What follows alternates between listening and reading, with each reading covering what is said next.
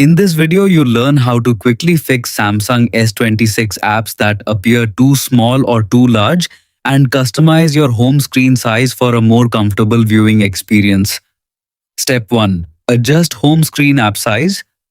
You can easily change the icon size directly from your home screen settings without using any advanced tools or apps. Long press on an empty space on your home screen until the menu appears and tap the settings gear icon. Find the app size on home and app screens option and move the slider left, center or right. Select your preferred size and press apply or simply return to the home screen to save changes. Step 2. Screen zoom adjustment. If the icons still look too small or too large, you can adjust the overall screen zoom for the entire device. Open settings and tap display, then scroll down and select screen zoom from the menu.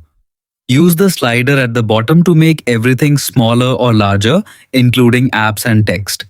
This helps fine-tune your phone display so it matches your comfort and viewing preference.